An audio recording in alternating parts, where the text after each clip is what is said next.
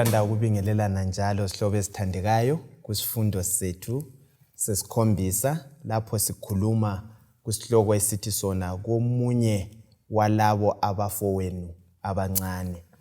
Salamukela lonke umhlaba wonke jikelele. Mina engikhulumayo ngu-Elder Amos Maforo. Ngizanxusa engilabo lapha esincedisanayo kusifundo sona lesi ukubana labo bazethule. Ngiyalibingelela abathandekayo lonke ngegama lenkosi. Nxa sihlanganela kulesi sifundo esiqhakatheke kangaka, isifundo sesikhombisa kuleli ikota. Sengani inkosi ngasibusisa ngokumangalisayo. Okhuluma lani umfundisi uGresham Umlilo. Ngiyalibingelela abathandekayo ngegama likaJesu Kristu ozawamasinyane. Sibonga ukungeniswa kusona lesi isifundo okuyisibusiso esikhulu kakhulu. Okhulumayo lijaha uTalent Ncube. Ngiyalibingelela lonke ngegama lenkosi yethu Jesu. Sesamukelana kusifundo sakuleli viki. Mina nginguMrs Sibonene Mhlanga. Kasizuzeni umthandazo singakangeni esifundweni sethu. Asicimezeni sithandazeni. Baba wethu othandekayo oyingcwele okhona ekhaya ezulwini, siyazehlisa phambi kwesihlalo sobukhosi. Sinxusa ubukhona bakho lokuthungamela kwakho.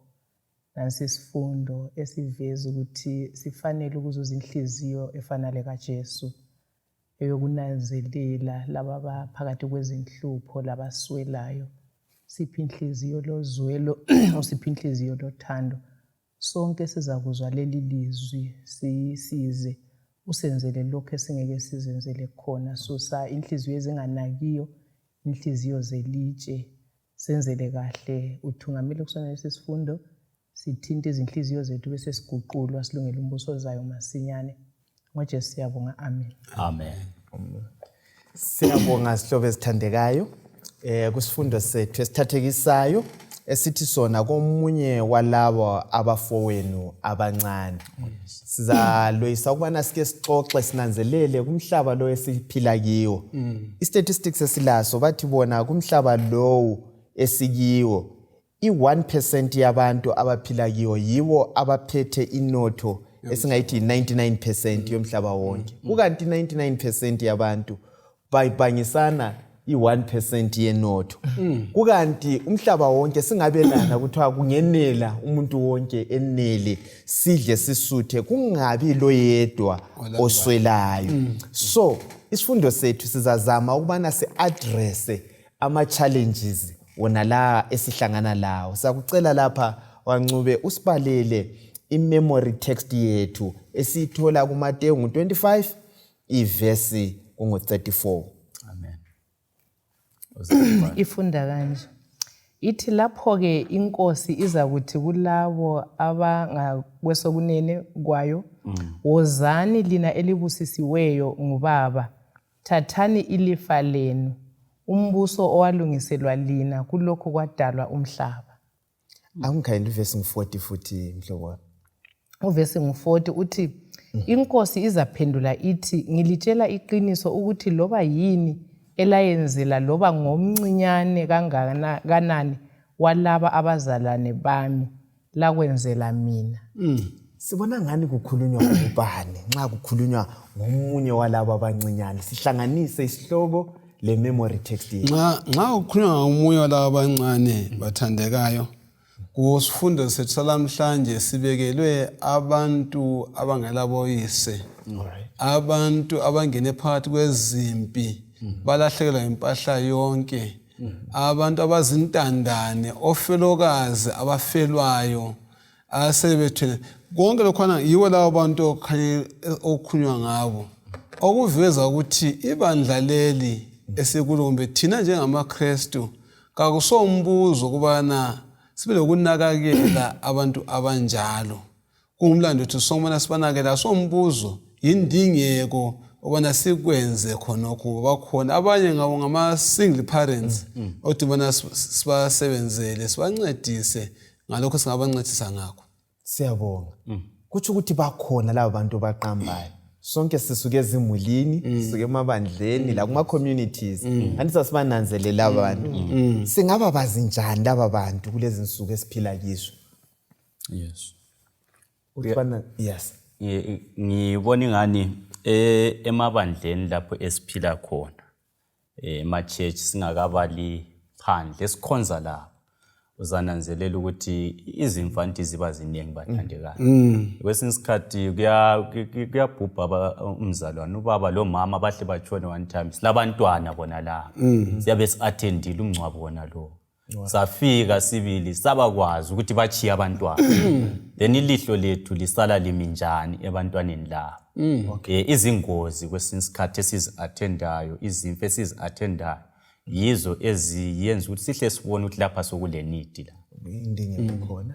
Enye indlela abantu esihlale siyane labo siyabe simbona umntwana ukuthi usesigabeni sokuya esikolo kodwa abanye izikolo zivuliwe basesikolo yena ongikhaya khona lokho kumele sibe lelihlo elibonayo ukuthi kule ndingeko yokuthi sifinyelele. Abanye badatshukelwe, abanye kuningi, abanye bahambaze, abanye kabalandawo zokuhlala. So ilihlo lethu uThixo kasinikele inhliziyo lo moya uKristu ayelawo ukuthi ilihlo lakhe libone lapho kule ndingeko khona.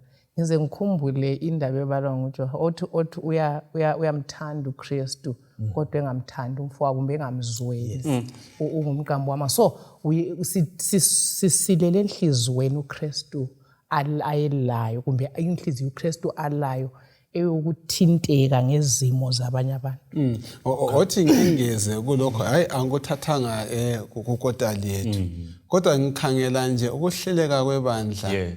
Nginanza ukuthi ebandleni silogatsha lukaDoka, silamadikoni, silama-elders, lomfundisi labo bonke. Uma lezi ngatsha lathi sonke siphethe lo msebenzi singadinga wana sivakatshele abazalwane siza kubona khona ukuthi laphana kule ndinga laphana kule ndinga abanye bayahawula baze baphume ebandleni bengazange bayithelelwe ngomunye umuntu esephathi kokuhlupheka. Mina ngizihlalele khona ngale inhliziyo kaKristu yangekunakakela. Yes, ngithemba siyavumelana sonke ukuthi laba bantu bakhona. uJesu uzathi uthi hayi abayanga lizahlala njani makithi lilabo. So kuleli viki njengabaphathi bengcebo kaJehova kuqathekile ukuthi sinanzelele ukuthi laba abaswelayo, abayanga, abafelwa, alabafelokazi lezintandane ukubana singabanceda ngayiphi indlela. Anti sivumelene ukubana umhlaba nokugcwala kungokaJehova, ingcebo leyi ngekaJehova, so isezandleni zethu. Umuntu lo engimthandayo uthi yena imali esandleni somntana enkosi siyisinkwa kulolambileyo, sisembatho kulonga njani ongaqhokanga.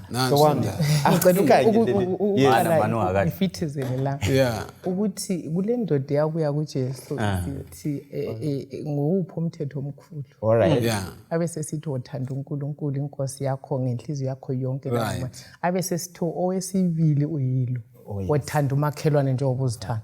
So ngiyakuzwisisa ukuthi nxa uJesu esithi kubonaba abenzele laba abancane ngenani kujabuleni, uyakuzwisisa ukuthi bazwisisa bathanda omakhelwane babo njengoba bezithanda. So they were commandment keepers, babe uthanda umthetho kaMlungu bewuphisa. Oh yes. All right. Asewuthethe. All right. Asikhangeleni uLuka ngo-4 ivesi 16 osiya ku-19. Uvesi ngo-16 ithi waya eNazaretha lapho akhuliselwa khona. Kwathi mhla weSabatha waya esinagogeni njengenjayelo yakhe. Wasukuma wabala. Verse 17. Umgoqwancwadi womprofethi uIsaya wedluliselwa kuye, wawuchombulula, wafumana indawo okulotshwe khona kwathiwa, umoya wenkosi uphezu kwami, ngokuba ingicobile, ukuchumayela izindaba ezinhle kubayanga, ingithumile ukumemezela ukukhululwa kwezibotshwa, lokusiliswa kweziphofu zibone, ukukhululwa kwabancindezelweyo, ukumemezela umnyaka womusa wenkosi. Kumavesi wonke uJesu ayekhomba ukubana lo ngumesiya. Kuthiwa uJesu wakhetha ukuvula lolu gwalo kaIsaya ngo-61 ivesi ngo-1 lo-2 kumavesi wonke why uJesu wakhetha indaba uJesu wakhetha ukuthi abale lona leli verse ukuchaza uthumo lwakhe. uJesu wakhetha ke leli ivesi okwenza ukuthi abonakalise okuyikho okumqoka akulande lapha emhlabeni ukuze akhulula abayanga abathwele nzima abahawulayo. Ukhetha livesi ngoba labathungameli bezenkolo basebelahlekile. Kunjani? Engqondweni zawo babekhangele uMesaya oza kubakhulula emandleni lasebugqilini balabo abagqilazileyo. Hathi uMesaya oza ubanaze bakhulula esonweni. Nowakhana uMesaya oza ngenkazimulo emangalisayo. Uzananza ukuthi ngisho loJohane lapha esifundo salamhlanje.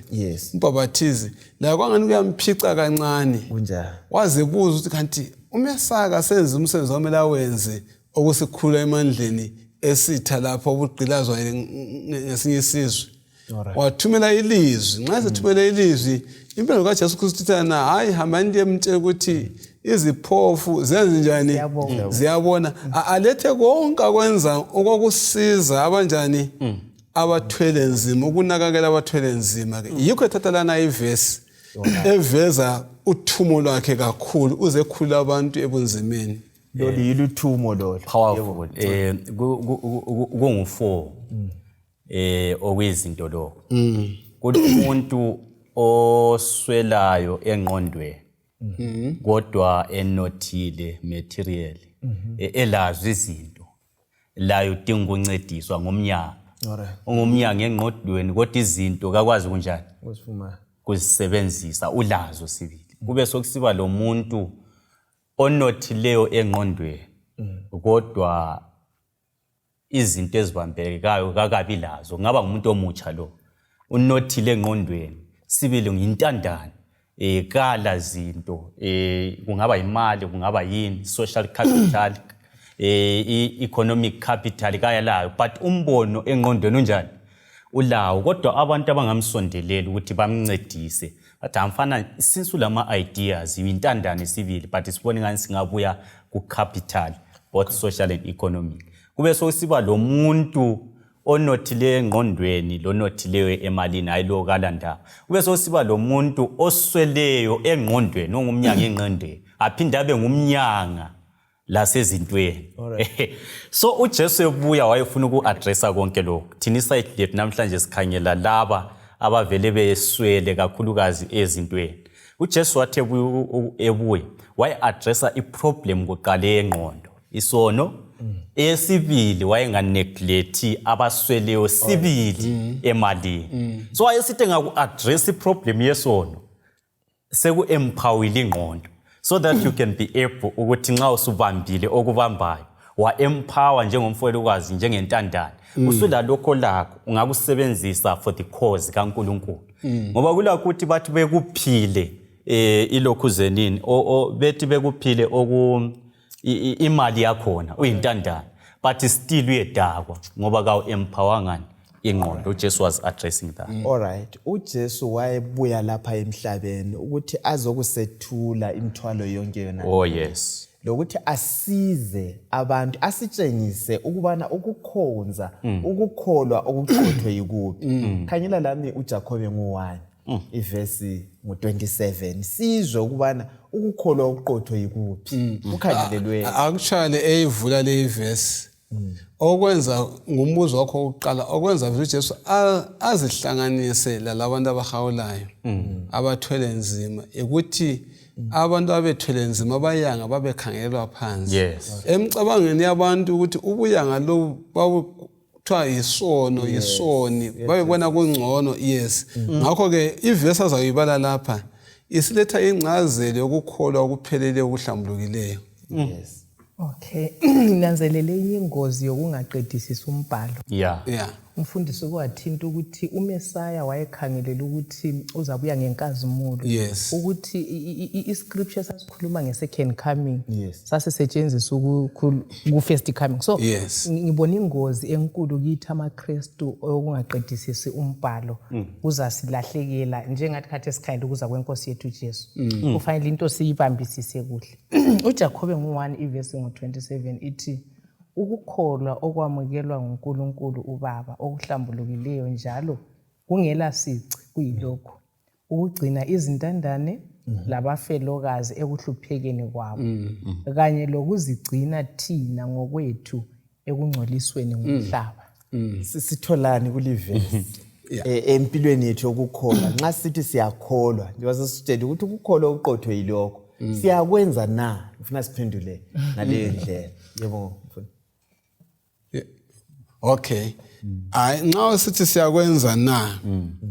Wathi ngithi yinto omile siyenze. Yes. La nxa kungabe kuyenzakala lapha kodwa akuphelelanga. Ngoba iBhayibheli lapha liyaveza ukuthi nxa ukhangela le ivesi abesungu bathena inika idefinition yokukholwa incaze ukuthi kanti ukukholwa sibili yikuphi kangikhulumi ngolwane kambonani ukuthi othi nginika abantu ukuze abantu banjani bangibone othi nginika abantu ukuthi bangikhethe endaweni ethize ngalokho okuphuma enhlizweni yakho ukukholwa okuhlambulukileyo lokuqotho ukuhambela abayanga izintandane labo bonke lawona abantu asikwenzeni khona siyabe sesiphelelisa kwenza njani okukholwa ngempela othi ngathi mina siyakwenza yini ngithi kasikwenzeni sikuphelelise. Ngiyakhumbula komunye umnyaka ngiyakhumbula komunye umnyaka ukuthi nxa ungakaziwele kukho kwesinye isikhathi kulula ukuthi uphonge uku-overlooka. Komunye umnyaka umngane wami esasijayelane kakhulu twazi kwakusokungumnyaka wesi5 sifunda sonke sihlala sonke umnyaka lo wesi5 sasesihlala sonke siba ngo2 wagula namuhla wagula kusasa phambi kusasa wabesifa wangichaya kwinto lokhana kwangilimaza empilweni that's when engazwisisa khona ukufa. Kube sokusiba lo munye owathi ekhuluma lami wathi abantu kabakwazi ukuthi uba umfelokazi kunjani. Bakukhuluma nje ngoba kabakho phakathi kwakho. Kabakwazi ukuthi kuba ngumfelwa kunjani. Ngenxa umuntu lo ukhuluma ngoba usephakathi kwakho. Uthi yena uyaba isolated nxa ungumamanyana. Bakhangela. Nxa ukhuluma lomka womunye umama indoda yomunye umama ngakhuluma laye for more than 5 minutes Eselikhuluma uyabona lokuthi amehlo kasekho comfortable. So nxa sikhuluma ukuncedisa abantu kasikhulumi ngemali kuphela abanye imali yethu kabayidingi abakudingayo ukuthi sinanzele ukuthi they are social beings. Kumele ukuthi sibasondelele bakhulumi nxa sixoxa kumalokhuzenini even kuma indlela esikubeka ngayo ama-Singlish hambani le kumba abafelokazi ama-widows you don't have to remind them, they know ukuthi bangama-widows. We don't have to remind them. We have to build a structure in the church even as families whereby they are not reminded because they are already there. Bakhona phana but a structure ezathi kwakhona silincedisa njani. Uzabona ke nale ndaba oyichoyo iyo kanye indaba le eyenza uIsrayeli waba lohlelo lokunakakela. uNkulunkulu wafaka uhlelo lokunakakela abantu abaswelayo njalo njalo. Nxa siya ngesifundo kuza kuchacha khonokho. Bemfuna ukungezelela ukuthi ivesi le isinika nxa uJakobe sithi ukukholwa okuhlambulukileyo ukuthi ukukhona okungahlambulukanga. Ngesikhathi uJesu la abaFarisi ungafunda kuhle ukuthi ababenotha bececa benyathezela abayanga phansi.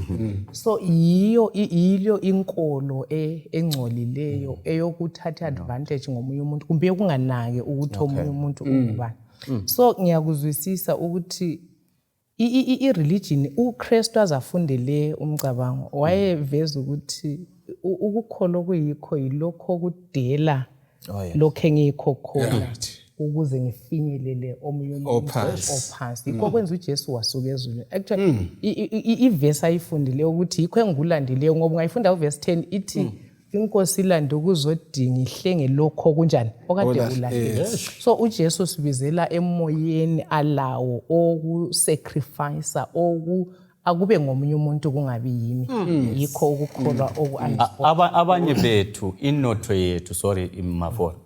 yethu ibuya ngokuthatha iadvantage yezintandane ngenxa yokuthi intandane wathi ngimsebenzise gadala so that nginothe ngamandla ngabona abantu abasebenza emasimini abantu la even emakhaya kumbe ngapha abantu benza ama projects ngabantu ukuthi ngoba umuntu sephelelwe iplan akumelanga kube njalo esiKristu ngiyalizwa siyakhuza sibili njengebandla sikuthatheni sikuzweni isihlobo esithandekayo ubana uNkulunkulu ukhangelelele kunjalo uNkulunkulu wayelendlela ayeyeluyile ukubana laba bantu banakekelwe njani ngicela sikubambe lokho kungasikhuthi indaba yabayanga sizahlala silabo akulaso singapha kwelanga akulaso sala lapho kuyahlala silingana sonke bazahlala bekhona abayanga uJesu yamphendula uJudas esecomplain wathi hayi abayanga lizahlala lidlabo lizamele futhi lihlale ninjani libanakekela kule ndlela ayeyilungise ngayo ukubana abayanga banakekelwe ngayiphi indlela ungasikhangelela uLevi ngo23 iverse ngo22 ithi lapho livuna isivuno selizwe lakini lingavuni lasemaphethelweni amasimu enu futhi lingabuthi okukhithikayo lapho livuna lokho kuchiyeleni abayanga labemzini mina nginguJehova uNkulunkulu wenu siyamuzwa uJehova ungabalule kusodo kufana naye ngo23 verse ngo10 ngizacela ungikhanyele uDeuteronomy wayekhulumile ukuthi ngizakulima iminyaka eyisithupha umnyaka wesikhombisa kungenzi njani bakithi kungalinywa ukuze umhlaba uphumule ukuze lichiye futhi ukuze abayanga benzani bathole bazuze babuye bazokudla emasimini enu uthi uDeuteronomy 15:11 iverse 11 ithi kuzahlala kulokho kulabantu abangabayanga elizweni ngakho ngiyalilaya ukuba phanini ngezandla ezivulekileyo kubafowenu kanye lakubo bonke abangabayanga labaswelayo elizweni lenu siphe ngezandla ezinjani ezivulekileyo kuzahlala kunjalo yikho kuthiwa ukukholwa okuqothwe yilokho ubuNkulunkulu buvezwa ngendlela esenze njani esiphatha ngayo abayanga umhlaba wethu ubungaba njani uma bekungaba khona okubekwa eceleni kusenzela ukunakekela abayanga sikubona nje singa-adopta isystem yona le eseBhayibhelini ku-community kumbe emulini yangakini khona ngale komhlanga uplana uhluhlele ukuthi hayi sizachiyela abanye abasemulini ngibhadala ifees sembhadela ifees yomntana uhle ibudget bekungaba njani okhulu bethu esethi ngama-pioneers okukholwa kwethu yes kwahlanyeleka engqondweni zabo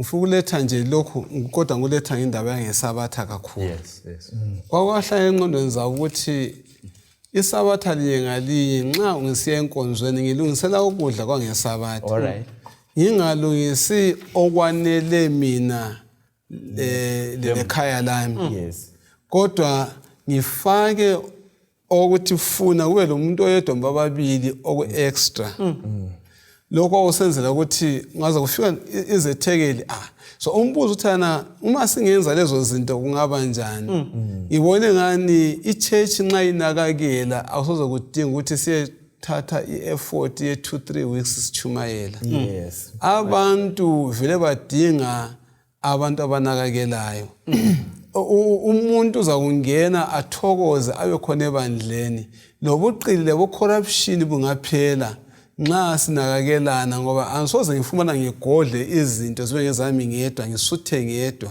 kodwa kulo muntu njani olambayo sangani uNkulunkulu ngasinika inhliziyo enjalo yokuba lo moya wokunakakela silandele khona lokho bekwenza endulo kuIsrayeli kwakubusisa kakhulu kugcina ngasakhanyi ukuthi umnyanga ngubani ngoba sonke sinakekelana. Ngibone ngani lokhu okuvezwa ngumfundisi kwakusenziwa ukuzwisisa ukuthi abantu bonke bangaba kaNkulunkulu. Oh yes. Abantu bonke uKristu bathenge ngegazi linye. So nxa ngizwisisa ukuthi wena ungumne wethu, wena ungumna wami, wena ungubani. Anti izikhathi eziningi ezimolini siyenelisa ukungani siyanakekelana ngcono. Kodwa nxa sokubuya umakhelwane lo mntakabani lo mntaka ungani siyehlule. Kodwa nxa sizwisisa ukuthi imuli yinye kaKristu ngegazi linye. Mbone ngani abadala bebekuzwisisa ukuthi hayi lo ngumfowethu ngubani ngoba sithengwe ngegazi linye. Sisilela kuyona leyo ngqondo ukuthi simunye singabantwana benkosi yinye. Ncube uthinte lapha. Indaba leyi okuthiwa yi-social Darwinism le ukuthi sikhangelelane phansi sithi thina nxa wena uphumelele lo kaphumelelanga bese sithi thina i-Darwinism vele ikhuluma bayithi survival of the fittest ukuthi ophilayo ngoqinileyo izinyamazana ziyadlana zilumane kusala oqinileyo bese sithi thina laba abangabayanga laba vele bangabayanga okwayithinta ayikho ngibisela kuwo bese sibasebenzisa ukuthiwa i-exploitation ukuze thina siphumelele kunyathezelwe kibo siqedelane labo bangaphili ngoba nxa bengabayanga bese kuthiwa lama-genes aba weak asibadingi ku society. iBhayibheli liyakubeka kucaca ukuthi ndini umhlanga ukuthi abantu sinjani siyafana singaba kaNkulunkulu. Umcabango nalo olethwa nguSathane imfundiso embi kaSathane ebuyayo ukuthi sikhangelelane phansi singanqoba njani ngoba kuyafundiswa nasezikolweni esikhona ukuthi hayi laba they are nothing laba banje uzibonisa ungcono kulenye race andikanenga ukukhulunywa ngani kusolwa amangisa ngani wakhangelela abantu phansi sengunanzelela abantu abansundu wakho nokunye ukuziphakamisa kwangani yithi abantu yasizukulwane sikabani yithi abantu abangcono so okuyimcabango konke lokho khona lokho kuyadiliza isiKristu le indaba lesilethi okuthiwa yi-anti ukukholwa okungangcoliswanga. Uthini ngalokho? Uyabona into ebulele umhlaba wonke lo obona wonke umhlaba buleyo into eyi-1 lenza ichasisa la abantu abaningi bazizwa ubungcono hathi ngokuba kuKristu kodwa ngenxa yezinto abalazo. Alright. Umuntu uyabe ezizwa engumuntu ongcono ngokuthi hathi ukuthi yena ulendlu kodwa ngokuthi uMrs Mhlanga kalandlu. Yes. Nxa mina ngiphezulu kwayo. Exactly. So ubungcono bakhe bubuya ngokuthi yena ulendlu. Nxa elendlu uzizwe ngcono. uMrs Mhlanga ngavuke lendlu alayo. Sokumgulisa. Alright. Ngoba sikholisa ekunyatheleni abanye abantu. Hathi ekuthini silingane kuKristu. Kodwa isiKristu kasinjalo. IsiKristu sithi sona nxa sengamukele uKristu. Yes. Ubumina buyafa kusukela esonweni kusiya ekunga-upgradeini abanye abantu. Alright. Kangithokozi ekuthini omunye umuntu akala 10As. Kodwa ngithokoza ekuthini la ngim-upgrade abe le 10As njengami. Alright. So nxa sengingumKristu ngilwisa ukuthi silingane kusiya ekususweni kwesono lasekutholeni. That's why ufica ukuthi e-church abantu uyabe happy umuntu happy ukuthi abanye abantu kabadle kuhle. So yena lakho ukudla okunengi ngeke abancedise ngoba enjoy integrate. Othi indaba yokunakakela maybe sigoqe ngale indlela eveza ukuthi unganakela abanye abantu asizokwenza ube ngomnyanga. Come on. Kulezithembiso esiziphiwa lapha. Isihlabele uZaga ngo28 verse nga27 ithena lo nika abayanga kasoza swele lutho. Kunjani? uZaga 29 verse 14 abesithena inkosi eyahlulela kahle abayanga ngisho lombuso wayo uzakuma phakade. Kanti uDavida laye abesisibala lokho akunanzela ukuthi babusisiwe abantu abaqaphela abayanga inkosi iza kubakhulula phakathi kwezilingo ngoSam 41 verse 1. Ngiyindla ngithi kubalaleli singesabi ukuyaba lokho esilako ukunakakela abayanga ukubamela lokubancedisa. uJehova uthembise ukuthi kasoze ulambe nxa unceda abanjani abayanga uza kufaka esandleni sakho kufana lokhu Mrs. Mhlanga uJehova uzangiqhubela so afake esandleni sami kodwa mina ngingagodla uzasothi uzafaka ngaphi kodwa ngadlulisela phambili uzanika okunye abangincedisa. Yes. Indaba ye-social Darwinism ingumntwana iyimpumela ye-evolution eyokuthi umuntu waba isibungu yindlela enjalo ukuthi akulandaba ukuthi sibaphathe njani vela kumelanga kumbe bamakhipha babe khona kodwa nxa silomcabango we-creation ukuthi we are creationist siyakholwa ukuthi abantu baphume esandleni sikaNkulunkulu sizabona ukuthi bangumfanekiso kaNkulunkulu asisoze sinyathezele phansi izibungwane. Oh, come on. In courts. Siza kuphakamisana. Ngiyabonga mfundisi Mdilo Mhlanga selikulethe kwacaca.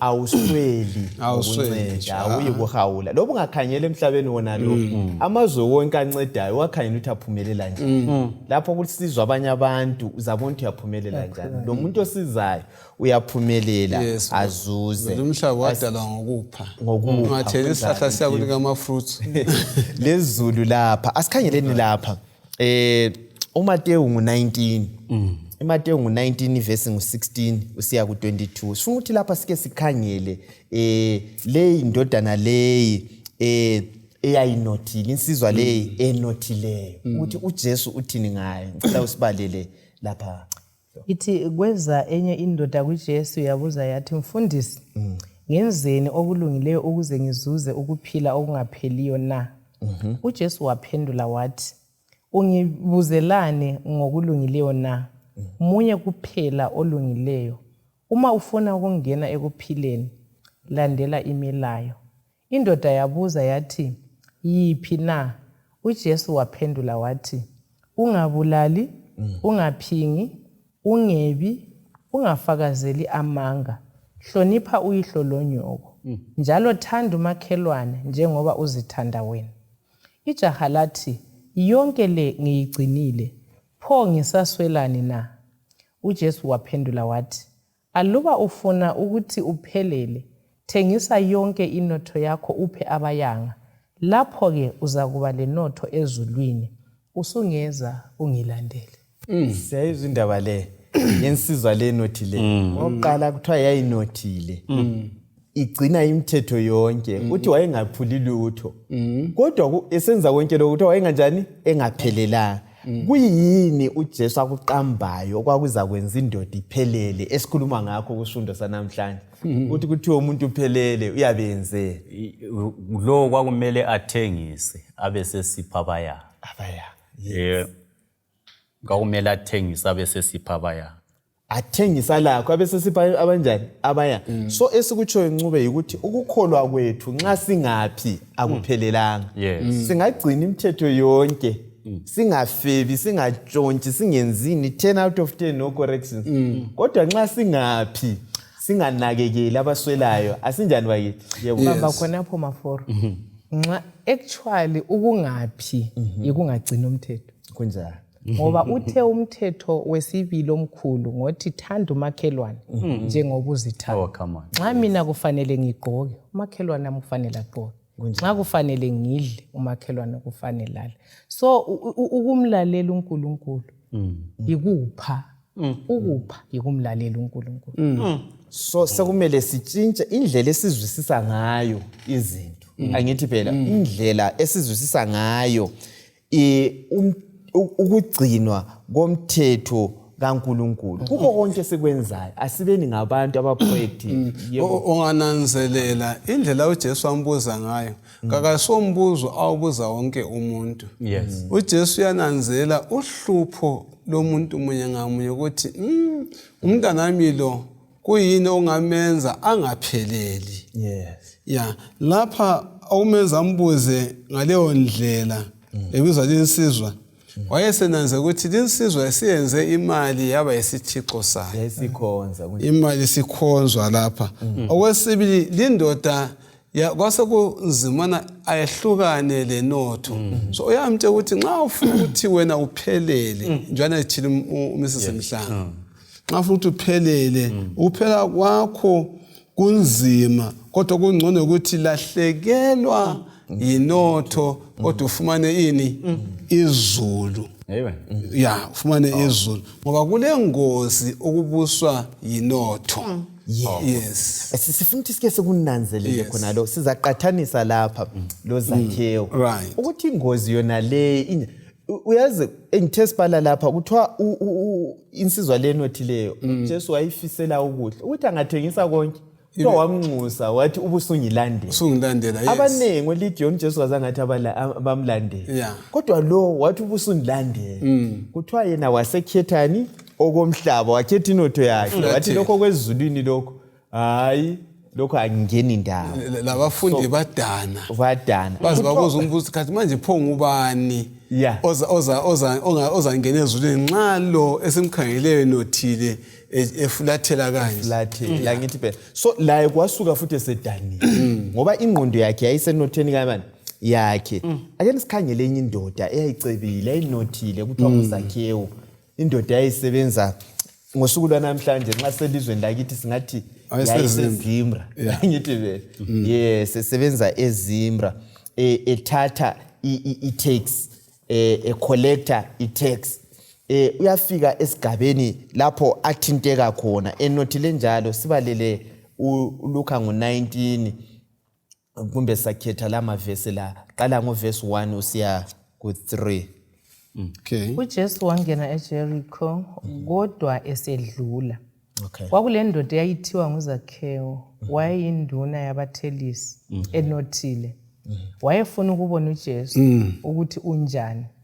Kodwa ngoba yena wayengumuntu omfitshane wehluleka ngenxa yesiminyeminye.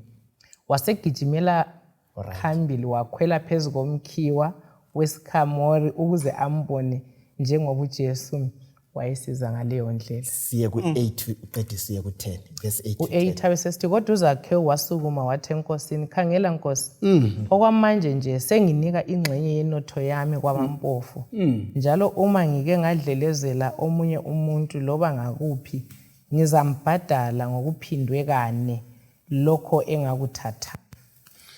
So uqala into ezimbili la.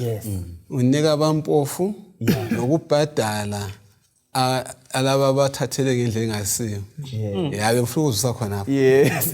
Usinika okunye la uthi nxa udethe ukubuyiselwe futhi. Kodwa ngifuna sike siqathanise la. Ikakhulu lensizwa leyana eyinothile. Ukuthi kulokunye okuhambilana thize esikutholayo. uZakhewu laleyana ndoda babenjani bonke babenothile. Asithi thina bobabili babemdinga uNkulunkulu. Ngani la indoda awubuyeza umdinga. Zakhewu emdinga. Isifundo. Edinga uNkulunkulu bamfuma. Yes. Okwesibili babenothile. Right. Bonke babenjani bonke babenempilo. So kwesinye isikhathi asithatha isikrestu ngani ngisabayanga kuphela. Labanothileyo babemdinga uNkulunkulu angithi uyabadinga njalo. Bonke babefuna ukubona uJesu. Bonke babefuna impilo engela njani? Engela kuphela. Engela mahluko njalo. Angithi phela engela kuphela. So now sinanzelela ukubana laba bantu bemdinga uJesu becebile benjalo. uJesu uyaba attenda. Kazange wababalekile. Yes. Bethi sebehlangane naye sesikhangela uZakhewu la. Kube singakayi kuZakhewu umahluko ungaphi kulama differences futhi. Ngifuna sikuhlanganise la. Kunsizwa le lo Jesu. Nxa ngikhangele konsizwa le, insizwa le iyefika ithena I mean uJesu semtshela ukuthi kenzeni ukuze ayebona umbuso wezulu. uJesu uyosuka thana hayi hamba uyethengisa uphe abanjani abayanga. uZakhewu esehlangene lo Jesu kayisuyo thena umele uJesu azaqala ukukhuluma nguye ohlazi ukukhulumela kuphuma ngaphakathi kwenhliziyo yakhe ukuthi niza kuthengisa ingxenye ngiyabe abayanga. Kube sokuveza bathandekala lapho ukuthi kunsizwa inotho yesithixo kodwa uZakhewu wayekwanisa ubana acontrole inotho yengambusi ngoba ngaye imbuso wayengasoze athi ngizathengisa. Right. Ncube, asike sikhulume la sithini? uJesu uyalahla yini abanothileyo? Kabafuni yini uJesu? Kurongo yini ukunotha? Okubi yikuyini? Yes. Akukho kubo kunotha. Yes. Actually ungabala eBhayibhelini. Abantu abaningi babenothi. Kunjani? OAbraham babenothi. OJakobe babenothi. Uzathi uJakobe enothile njalo athi hayi kangikwekeli nxa ungambusisa. Esithi ukubusiswa kokususwa kwesona. Kodwa ama material la. So okukhulu kakhulukazi kukho konke bathandekayo. Yikuthi silazo izinto ezinjalo. Kazibe isibusiso kwabanye abantu. Njalo futhi nxa ungumnyanga kawungakhanyi usuzondela abanothileyo ukuthi kabakuphanga. Hayi iduty yethu ngeyokuthi umnyanga lonothileyo isono kasisuswe. Siyabonga. uZakhewu nxa ehle kuphume kwenja umfundisi ukuthintile wayevuma izono. Yes. So ukuvunywa kwezono kubuya ukuphenduka kubuya lokuguqulwa kwempilo. Awusalufana. So uZakhewu wayephendukile ikhumuzwe sithi nyabisela fourfold. Aba engibenzele okubi ngiyayenzana. So kubuya impilo ephendukileyo bese ngisithi uZakhewu istrength sakhe umbumahluko ayelawo from lo nothile umfana. Yikuthi kuthiwa wamukela uJesu njengeguest. Number 1 endlini yakhe. Number 2 enhlizweni njengoba ethinta uthayela. You know ithrone yenhliziyo kaZakhewu yayile ndawo kaKristu. Yeah, isihlalo senhliziyo yikho kwenza kube lo mahluko. Lwana wayele notho iyiyo ebusa inhliziyo yakhe. Kodwa uZakhewu wayehleze esihlalweni ngoKristu. So thina siku apply njani? Kithi lathi ezinhliziyweni zethu kakuhlale uJesu. Baze babuza abafundi kuthiwa bathi bekhangela insizwa leyana enothileyo igcina imithetho isenze konke kodwa iflathela baze babuza ukuthi pho mbani uzakusindiswa. Kodwa kuphanga kubuye lapha kuZakhewu bembone umthelisi ngumuntu ababenyanywa labana kodwa umbone esethintwe livangeli esehlanganelwe uJesu wenza isinqumo akhethe yokulalela uNkulunkulu baforo kumbe eyeSkristu asondaba yangaphandle ukuthi sibonakala ukuthi ngicina umthetho ngoba uthe konke lokho ngikwenzile but inhliziyo inganjani ingahlanjululwanga. Uncube lokho eyifithizela indaba yenhliziyo. So siba ngamaKristu enhlizweni simamukela uKristu then siphe siba ngamaKristu inside out kodwa singazixakisanga ngokwamagama. Umfundisi uke wakuthinta umfundisi wami omlilo. Ufuna ukukhuluma ukuthintile ukubeke yazi ngendlela elokhuza ecaca. I-challenge esuka kakhulukazi ibe khona yekuthi ngiyabe mbudgetile.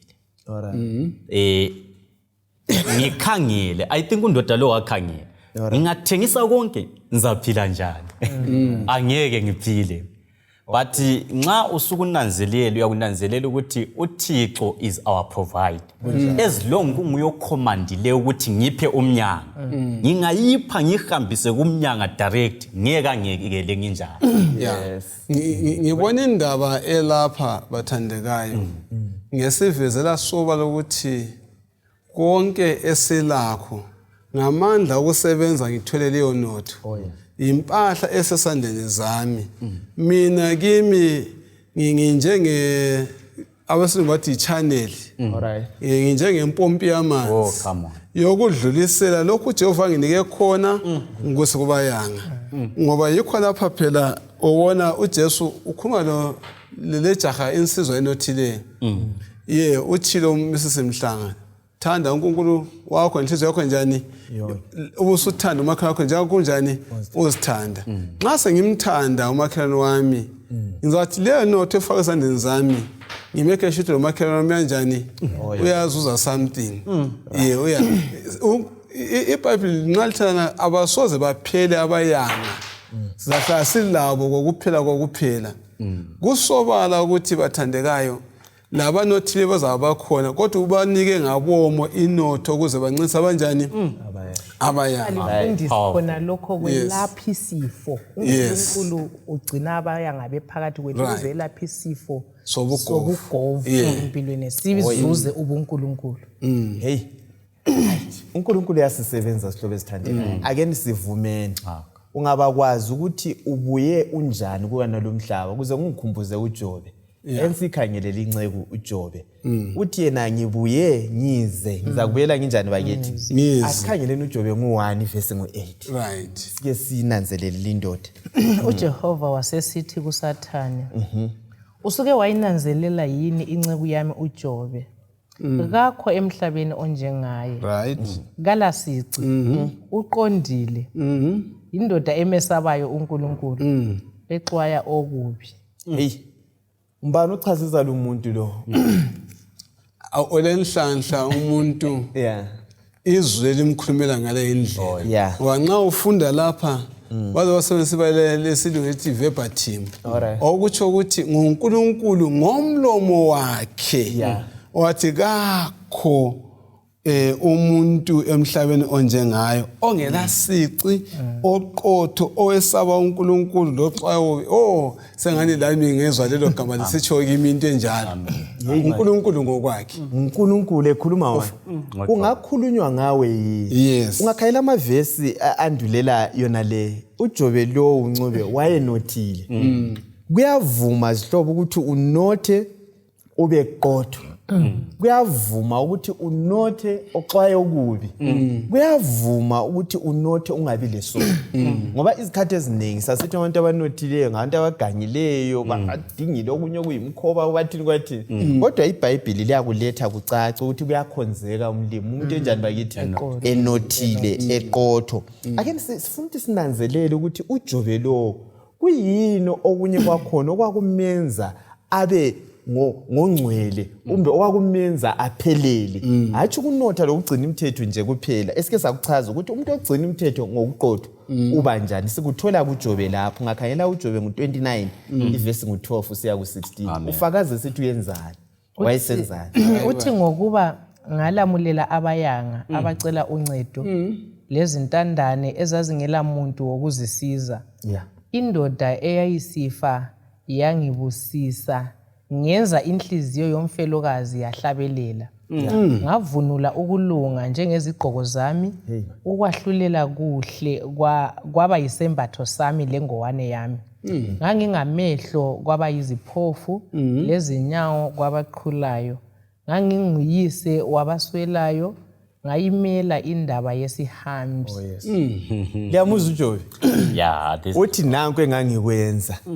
Kuyini singakuqamba sikubalise siku-apply kithi ukuthi okuqathekileyo uthi wayebadinga abaswelayo abampofu. Kwesikhathi sithi hayi ambaboni bangani sihamba sicimezile izihlobo esikhonza lawo asibaboni yini. Uyayibona indaba kaJesu nxa yesithuma maforo ku Great Commission esithi ngakho hambani. Nxa singangena ezindlini zabantu sihamba sizabona izinswelo zabo. Kwesesikhathi siba lo moya wokuthi hayi mina ngiyezi ezindlini zabantu mina ngithini. Kodwa nxa sihlezi sizivalele sizabona njani? uJobe akutshoyo lapho ungani uhambe edinga sivile engani uzodinga ukuthi nizokhangela ukuthi lapho ukhona odinga uncedo adlulele kwenye indlu acinge. So kumele sezi deliberate move yokuyadinga abasweleyo silenjongo yokubasiza indlela asibalindele ukuthi sithi basicele kwesesikhathi wathi kanjelanga ikungani lokhu kusenzakala umntwana kalafizi umama wakhe kanjelanga asibabuzeni asidingeni asibadingeni. Ngicabanga ukuthi kwesinye isikhathi uphendula mfowethu mina ngicabanga ukuthi ukubona siyabona bese si-ignore. Ngambona kwesikhathi le list yabona babhaliyo lento but singenzi lutho ngakho. Because ezimulini honestly ukhona ongakwazi ukuthi kulabo bana abangala mali yefees sibe kwazi uxoxe ngakho kumbe kuhlekwe ukuthi asokumficile uba niphelelwe ngumsebenzi kumbe kutheni kutheni. Inhliziyo kaJesu aselayo ubufuna ukukhuluma mfundisi Mlindi. Bengifuna ukubala uTestimonies for the Church uvolume lesihlanu kupage 151. Uthena umlobi lapha Ellen White uthi ungameleli abayanga ubana beze kuwe bezecela ulutho kuwe ungabameleli bana beze kuwe yenza njengalokhu uJobe wenza into ayenzayo ubana aphume yena abathungathe abone ukuthi laphana kudinga usizo njalo kusesikhuluma okuningi ngilandelela ukuthi yena thina okwethu simele ukuthi sizwe sicela uncedo cela uncedo ya ubusukhipha ngokukhonona futhi yikho sekwenzayo kodwa ubuKristini bethu ngokuzwisisa uJakobe 1:27 ukukhulu okuqotho ngokuthi asibahambeleni laba bantu sibone ukuthi bathu njalo sithi ukuthi siyabe sisazi siyakwazi ukuthi nxa umuntu ethela indlu yonke lempahla yonke kwenzakaleni siyabe sikwazi asiphumeni sezomile ncube khathesi emele ukwenze vele nxa ubudgeta uthola inzuzo yakho khipha kwechumi leminikelo khipha le charity fund kube lokuncedwa kwabantu deliberately ube kwazi ukuthi hayi ngilifake eceleni imali engaka yokuya njani yokusiza yiko phela vele nxa okay nxa ulandela i systematic giving kule tithe offering kule welfare fund kunjani so khona kukhana okuveza mafuro utshengisa ukuthi uyabukwazi ukuthi ngivele ngile mali ehlala isiya kupha okwenza nxa sesiya kokwechumi ukudivert lo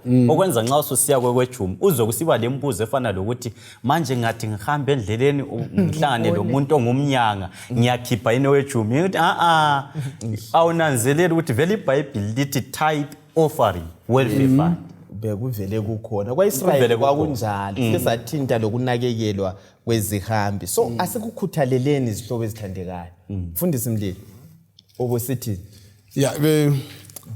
sokulibaleka kade ufuna ukutsho kanga kodwa bensiya kulokho ukuthena yikho la ngesikhathi senkonzo esithebe sisiba la le try charity fund okumele sibe sikhuthaze siqoqozele sibili emele khonokho kubana siyesiza abanye abantu uJesu nxa ebuya uthi yena wangibona ngihambaze nasindaba wangibona ngilambile wenzani andiyakuzwisisa sihlobo esithandekayo ebese sithi wenza lokho wambona ngilambile wangenzela lokho uzubuza uthi kanti ngakubona nga ebese sithi nxa wakwenzela kwabancane laba sihlobo esithandekayo uJesu ulathi kuzigaba zonke siyambona yini kuyini esikwenzayo ukubana sifinyelele abaswelayo babe ngcono senza umhlaba wethu ube ngcono ukwathinta umhlangala ukuthi lokho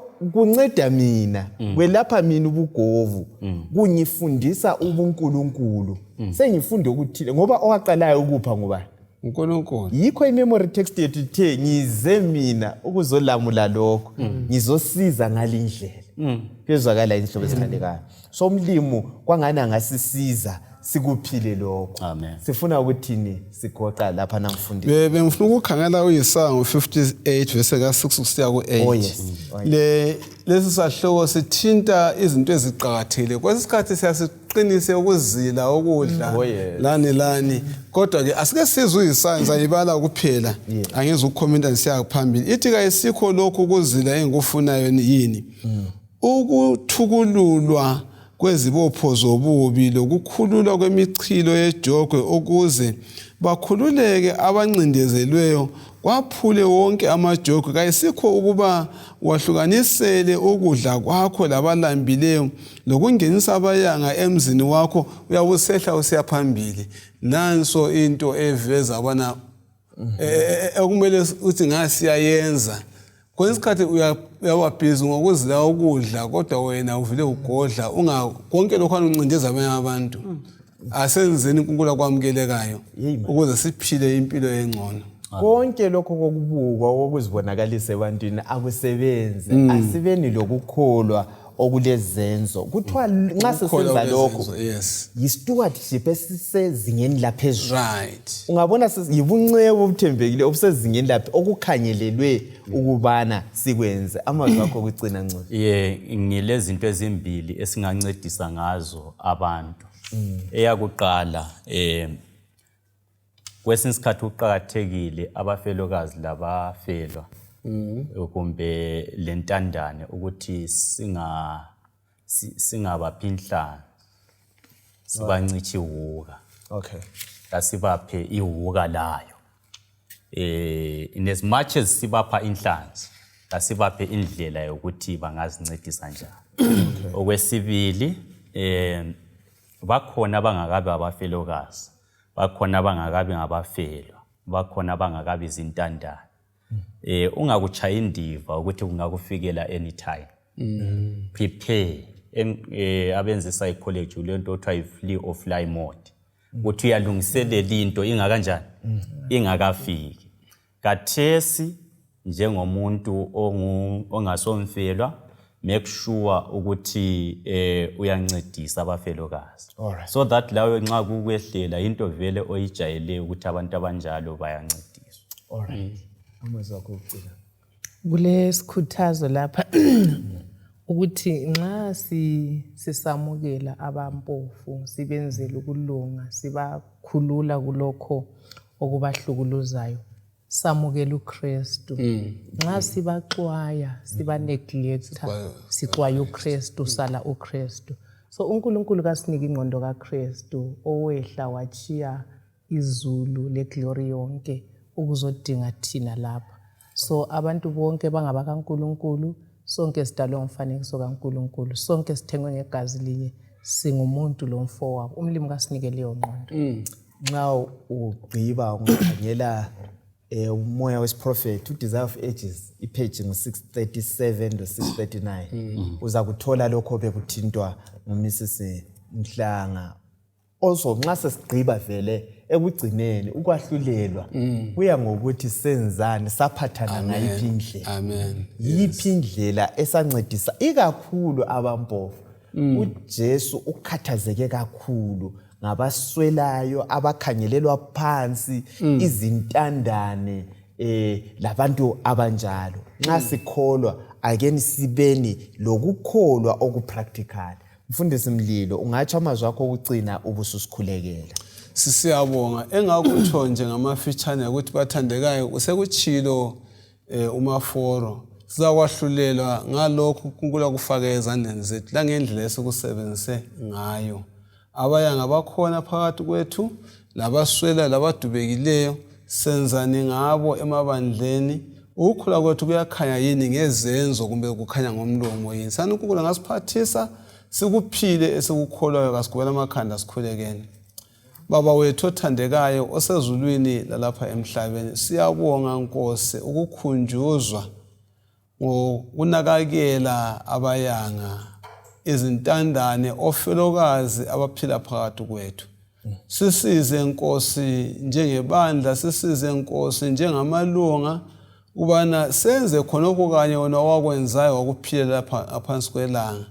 Weza lapha emhlabeni ubona uze kukhulula abancindezelweyo, uze kukhulula Nkosi abayanga ubanike lokho kumele ubanike khona. Sengani singakukhanyisa sekuphile emhlabeni senze intando yakho. Abanengi basindiswe lathi ngobuningi bethu sibe khona embusweni wezulu egameni lakho siyakhuleka. Amen. Amen.